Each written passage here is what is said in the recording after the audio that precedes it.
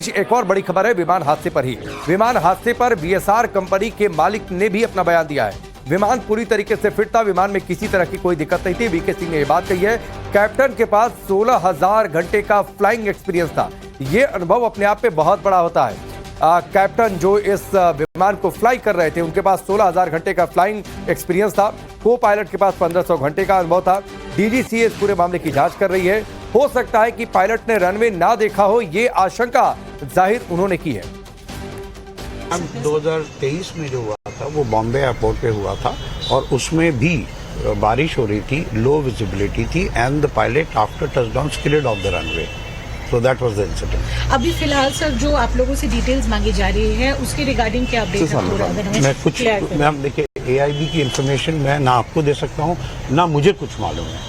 The DGC is doing the work, so please give us some time to handle first the families. उनका जो experience रहा है public service में और खास तौर पर जिस ग्रास रूट लेवल पे पब्लिक के साथ, खासकर गरीब लोगों के साथ जिस तरह वो खड़े रहे और उनके साथ जो उन्होंने काम किया, तो ये केवल हमारे लिए नहीं बल्कि पूरे महाराष्ट्र के लिए एक बहुत बड़ी लॉस है और इर्रिपेरेबल लॉस है, इर्रिप्लेसेबल लॉस भी है।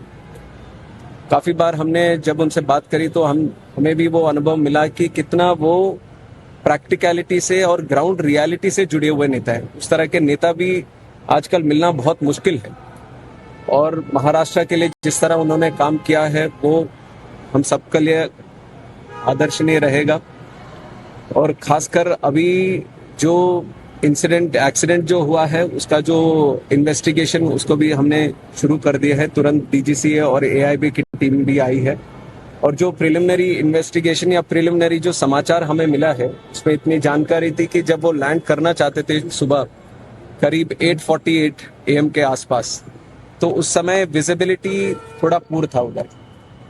और जब एटीसी बारामती से उनका जो कांटेक्ट हो रहा था फ्लाइट के लिए पायलट से, तो एटीसी वालों ने पूछा कि क्या रनवे साइट में है, तो उनके तरफ से आया कि रनवे साइट में अभी नहीं है। तो उसके बाद उन्होंने एक गो अराउंड भी किया। गो अराउंड करने के बाद फिर से एक बार कोशिश करी कि हमारे एटीसी से जो बारामती में जो एफटीओ हैंडल्ड एटीसी है उनसे वार्तालाप चल रही थी। तो उस समय जब दोबारा लैंड करने आए तब भी उनसे पूछा गया था कि विजिबिलिटी है कि नहीं रनवे का। तो उसके बाद पहले तो उनका समाधान नहीं आया, फिर उसके बाद आया कि विजिबिलिटी है। तो लैंडिंग क्लियरेंस जैसी एटीसी ने दिया उसके बाद तुरंत देखा गया कि ये एक्सीडेंट हुआ है। बहुत दुखद घटना है, तो इसके ऊपर और जानकारी हमें मिलनी चाहिए। इन्वेस्टिगेशन पूरी तरह से ट्रांसपेरेंट और अकाउंटेबल वे में हम करेंगे। बट उससे पहले तो मैं इतना कहना चाहूँगा कि ये बात बोलना कि अजीत दादा अब नहीं रहे, उसके लिए बहुत बहुत बहुत दुख होता है।